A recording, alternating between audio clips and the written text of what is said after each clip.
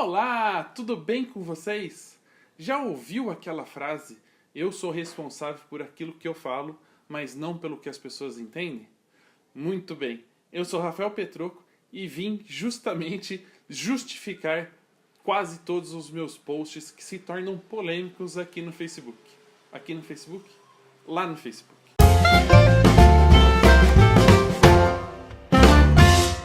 Bom, vou explicar rapidinho qual é a ideia deste canal, ou a ideia desses vídeos que eu vou produzir nos próximos dias. Às vezes eu publico alguma coisa, eu leio uma matéria, ou penso alguma coisa aleatória e acabo publicando no Facebook. Assim, pensei, publico, na empolgação, na emoção daquele momento. E aí, quando as pessoas começam a ler e começam a comentar, eu percebo que existe uma interpretação diferente daquilo que eu imaginei. Algumas pessoas entendem porque me conhecem um pouquinho do meu bom humor, da minha forma sarcástica de pensar em algumas coisas. Mas outras nem tanto. E aí acabam comentando e a conversa descamba para um outro lado. Então eu resolvi, ao invés de ficar comentando comentário por comentário, ficar tentando me justificar lá nas redes sociais, no Facebook, trazer aqui para o YouTube um pouco dessa linha de pensamento que me faz trazer esse conteúdo, fazer esses posts que acabam se tornando uma forma das pessoas discutirem um assunto que às vezes é um tabu ou uma polêmica dentro de alguma coisa. Eu vou dar um exemplo. Você já deve ter visto por aí, porque em 2018 essa frase viralizou. Eu vou dar um exemplo. Você já deve ter visto por aí essa frase, porque ela viralizou em 2018 de uma forma que eu não esperava, mesmo porque eu já tinha escrito ela em 2015. Você já leu essa frase em algum lugar? Eu nunca vi a Coca-Cola reclamar da Dolly, que a Dolly vende mais barato? Pois é, fui eu que escrevi. Bom, pelo menos eu acho que foi, porque em 2015 eu publiquei, em 2018 ela viralizou e eu saí caçando para avisar as pessoas que fui eu quem escreveu. Bom, eu escrevi isso daí porque eu via muito fotógrafo escrever no Facebook que o concorrente cobrava mais barato. É lógico que depois que eu publiquei isso, surgiu milhares de teorias, né, de que a Coca-Cola tentou comprar a Dolly, entrou com processo e que ela é uma das responsáveis pela prisão do presidente da Dolly, que sonegava impostos. Bom, já jogaram até a culpa em mim, falando que a culpa foi minha por ter causado toda essa polêmica. Mas enfim, quando eu publiquei isso, na verdade, era justamente para dar uma luzinha, assim, para as pessoas pararem de ficar comentando esse tipo de coisa no Facebook, justamente para os clientes não ficarem meio desconfortáveis com a situação. Porque eu, como pessoa física, se vejo alguma loja ou alguém reclamando, né, do concorrente porque ele cobra mais barato, eu já ficaria meio assim na hora de fazer a compra ou de contratar aquele serviço, que eu acho que quando a pessoa começa a prestar muito atenção no que os concorrentes têm feito, é que falta alguma coisa para ela melhorar o trabalho dela. Então eu dei essa dicasinha e o negócio gerou um burburinho e os influencers de marketing digital estão usando esse conteúdo como uma outra forma. Por isso que eu resolvi fazer esses vídeos para explicar um pouco esses pontos de vista das publicações que eu faço. Mas hoje não é a história da Dolly, hoje é a história de uma publicação que eu fiz lá na fanpage do Papo de Fotógrafo e que gerou alguns compartilhamentos com comentários que eu achei que não é adequado para o tipo de conteúdo que foi publicado, porque muito provavelmente as pessoas não leram a matéria por completo e nem foram atrás da matéria original que está em inglês de um jornal da Inglaterra. Óbvio, inglês, Inglaterra, ok. A matéria dizia o seguinte, que um casal de fotógrafos estavam sendo ameaçado por um casal que eles fotografaram um casamento. O resumo do resumo, que é a tradução em português, diz apenas que eles estão sendo caçados, né, ameaçados por um casal, porque eles entregaram um trabalho muito ruim. E é óbvio que numa matéria sensacionalista, as imagens publicadas são bem, mas bem ruins, que acho que talvez nenhum convidado com o celular meia boca conseguiria fazer uma foto tão ruim. Ponto. Essa foi a observação e dentro da matéria original eles dizem que esse casal fechou a empresa justamente por essas ameaças, mas que existem vários outros processos de outros casais contra esses fotógrafos. Não vamos entrar nos méritos se realmente eles estão sendo ameaçados, se a matéria é apenas sensacionalista para ter um clickbait, enfim, vamos analisar o contexto, o fato, o acontecido. Falando primeiramente do trabalho dos profissionais e das fotos que foram publicadas. Muita gente está questionando da qualidade das fotos publicadas, porque tentaram acessar as redes sociais desse casal e descobriram que as fotografias estão sendo publicadas nas redes sociais dos fotógrafos não são tão ruins assim. Primeiro ponto de vista, eles já excluíram as redes sociais E o nome desse estúdio que está sendo processado, existem filiais pelo mundo todo. Então a gente tem que tomar cuidado para não ligar uma filial que está nos Estados Unidos, por exemplo, com um trabalho realizado na Inglaterra. Em segundo momento, eu acredito que quando você contrata um serviço e não atende às suas expectativas, no momento que você vai fazer uma reclamação, você vai fazer uma publicação falando mal desse trabalho, é óbvio que você não vai mostrar as coisas que deram certo, né? Você vai mostrar as coisas que deram errado. E aí aumentar aí a potência, a força da sua reclamação. Vou dar um exemplo de uma casa, de um apartamento, né? Se um pedreiro faz a casa, constrói a casa, mas ele tampa o buraco da tomada, não passa o fio corretamente do interruptor, você não vai falar que ele construiu muito bem as paredes, que o telhado está impecável, mas que a tomada não tem o fio, né? Isso até diminui um pouco da sua reclamação, porque daí as pessoas vão falar, mas a casa está perfeita, é só consertar a tomada. Não, você vai falar assim, nossa, ele fez as tomadas muito erradas e nem vai citar as coisas que deram errado. Acontece o mesmo com a fotografia. É óbvio que quando um casal está chateado, né, onde o profissional não atendeu suas expectativas, ele vai mostrar aquilo que não deu certo. E por isso ele publicou as fotos mais ruins. E aí qual é a dica, qual é a importância de um fato desse acontecer para nós profissionais da fotografia? É de prestar atenção na nossa curadoria. Já ouviu falar dessa palavrinha? É o cuidado que você tem que ter com a escolha das imagens que você vai mandar para o casal. Por isso que hoje grandes profissionais enviam um número menor de fotos, entre 400 e 600 imagens de um casamento. Mas não é porque ele quer tratar poucas fotos, quer ser mais veloz, quer dar pouca opção para o casal. A pouca opção para o casal pode até ser, mas não é uma escolha de preguiça de trabalhar. Mesmo porque normalmente esses profissionais que entregam poucas fotos, eles fotografam muito, tipo 15, 20 mil fotos num casamento. É que quanto melhor a curadoria, né, melhor a escolha das fotos, menos oportunidades do cliente reclamar. Como é que eu posso explicar isso melhor? Menos fotos ruins, tremidas ruins, né? Porque existem as tremidas propositais que foram feitas da cabeça do fotógrafo. Mas eu estou dizendo de fotos que não deram certo, fotos erradas, né? A possibilidade de você enviar uma foto errada ou uma foto que o cliente não goste é muito menor. Então você sempre vai escolher aquelas que ficaram boas tecnicamente e aquelas que condizem com o estilo do seu trabalho e que podem completar um álbum facilmente. É óbvio que existem os profissionais que enviam bastante fotos, de 2.000, 1.500, 3.000.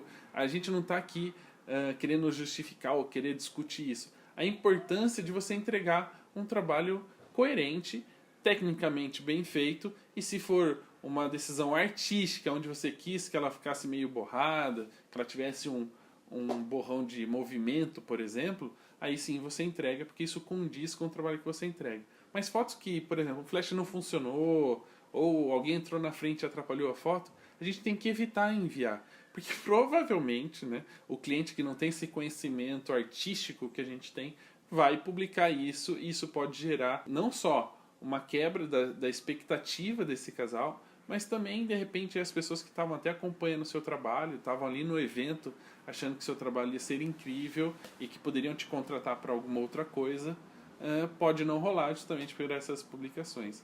Então, quando a gente lê a matéria, a gente percebe que é óbvio que as imagens publicadas é de uma forma sensacionalista, mas ela, para nós fotógrafos, quer dizer uma coisa muito importante: cuidado com o que você entrega, porque isso pode virar contra você, né? Diriam os advogados. Cuidado. A segunda análise que eu queria fazer, e isso talvez seja também muito importante para todos nós, é que o casal não está sendo só ameaçado de morte. Quer dizer, não sei se outros casais estão ameaçando ele de morte, mas ele não está sendo processado por esse casal apenas, não só por esse casal, eles estão sendo processados por outros casais. E aí é o mais importante, a gente não está falando de qualidade no trabalho, porque esse casal pode ter trabalho incrível, ter fotos ótimas desse casamento que está processando ele. Porém, na quebra de expectativa, o que eles mostram é o trabalho ruim. Eles estão sendo processados porque atrasaram a entrega, não entregaram o que prometeram.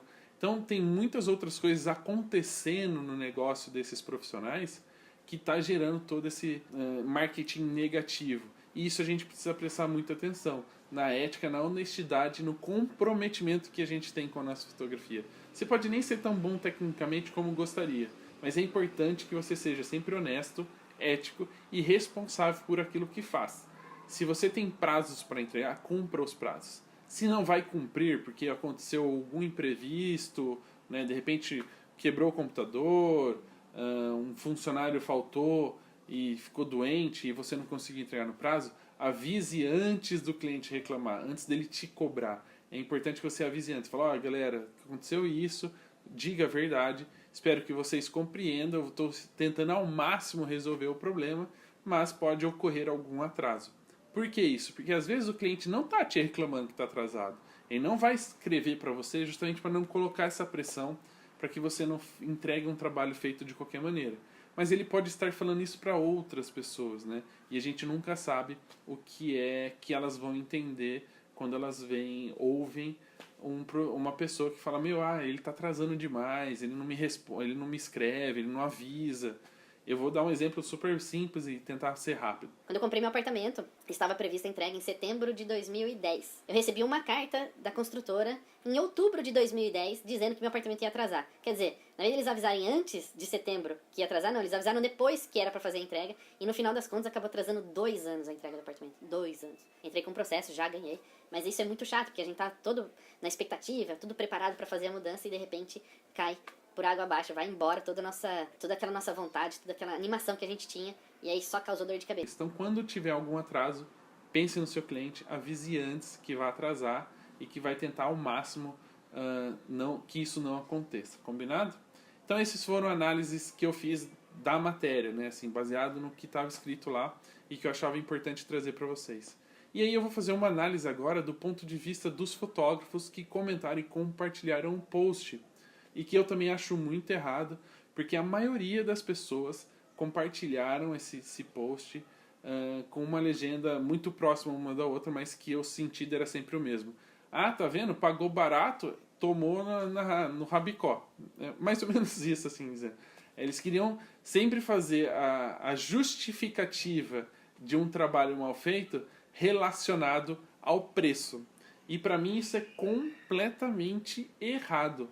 Eu acho que não tem nada a ver uma coisa que seja barata, ela necessariamente tem que ser ruim. Existem aí muitos produtos, muitos serviços que custam muito barato e que o serviço, a entrega do negócio, assim, ele sobressai a expectativa de quem está contratando. Vou dar um exemplo, mas isso, vou falar do começo para vocês não falarem, mas agora não é mais assim. Mas do começo, o Uber foi uma coisa que era muito barata em relação ao táxi e supria as expectativas, né? Quer dizer, ele atendia muito melhor do que o táxi, por exemplo. Ele servia bala, água, tinha bom atendimento, carros sempre bem conservados, né? Com ar-condicionado, carros novos, enfim. Isso no começo, né? Hoje em dia já está aquela bagunça toda que é o Brasil. Mas enfim, o Uber conseguia entregar um serviço, um produto muito melhor do que o táxi e com um preço muito mais acessível. Não é à toa que ganhou aí muito mercado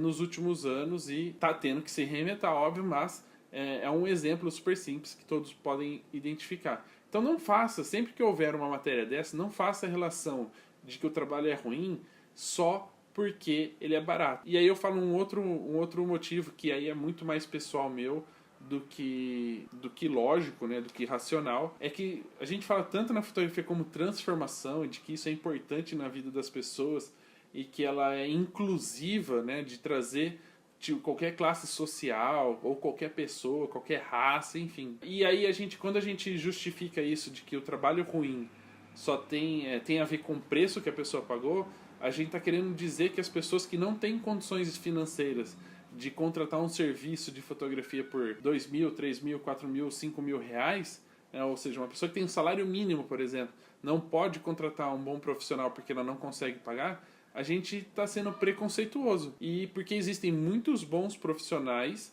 que atendem esse público, que cobram ensaios aí a 100, 150, 200 reais, mas que entregam um trabalho de excelência. E às vezes muito melhor do que muita gente que cobra 5 mil reais um ensaio ou 10 mil, 15 mil um casamento. Então a gente precisa tomar cuidado quando a gente faz essa relação de preço com qualidade. Eu acho que uma coisa não tem nada a ver com a outra. O preço pode estar relacionado à estrutura que você usa, ao equipamento que você tem, Isso sim pode ser uma comparação, uma combinação de argumentos. Porém, a gente sabe que equipamento não faz diferença e que muitas vezes a pessoa nem tem estúdio e ela acaba atendendo, por exemplo, numa Starbucks, num café, numa padaria, e ela consegue entregar um produto de qualidade, um produto muito bom por um preço muito baixo. Há exceções? É óbvio que há exceções, sempre há exceções. Existem pessoas que cobram barato, que estão entrando no mercado e querem de alguma maneira conquistar uma fatia desse coisa e que não estão ligadas ainda no processo. Mas se você tem consciência do seu trabalho, você acha que é um trabalho bom e que pode sim atender esse público menos beneficiado financeiramente, né? Eu acho que não tem nada de errado e preço não tem nada a ver com qualidade. Você vai ser um excelente profissional cobrando super barato. Desde, óbvio, que isso é super importante, que você sinta feliz em fazer isso e que de alguma forma você consiga pagar suas contas. Porque fotógrafo deprimido porque não tem dinheiro para pagar conta, não rola fotos boas, né? Sempre vai influenciar no nosso trabalho. Então eu quero que vocês fiquem bem com esse pensamento. Por favor, quando eu fizer uma outra publicação que tenha relação de um trabalho mal feito, né, que não foi entregue, que o casal está sendo processado, os fotógrafos estão sendo processados pelo casal, não façam essa ligação de que só está acontecendo isso porque quis pagar barato. Está acontecendo isso porque os profissionais envolvidos não tiveram ética, não tiveram comprometimento. Não tem nada a ver com o valor. Mesmo porque eu acho que nessa matéria eles nem citam quanto esse estúdio cobrou ou cobrava para fazer esses casamentos. E a gente está cheio de história aqui no Brasil que funciona da mesma forma. Inclusive profissionais que eram referências em suas áreas, nos seus estados, e que de alguma forma, por algum problema, e aqui eu não estou jogando a responsabilidade para eles, né? Não estou discutindo por que aconteceu, mas aconteceu, que eram referências nos seus estados, eram palestrantes de grandes eventos, e que tiveram algum problema durante o caminho, e que aconteceu a mesma coisa, foi processado, né? Foi cobrado pelos clientes, e de alguma forma acabou se resolvendo o problema. Então a gente tem que tomar muito cuidado, não faça comparações de preço ruim com qualidade do serviço, tá bom?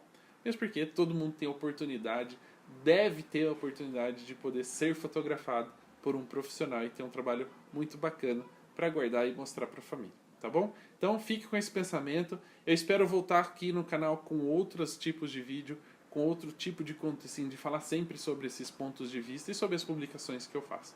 Se você gostou, não esqueça de se inscrever, ligar as notificações, porque em breve mais vídeos com esses pensamentos aleatórios que eu tenho e eu vou trazer sempre aqui para vocês. Um grande abraço e até a próxima. Tchau!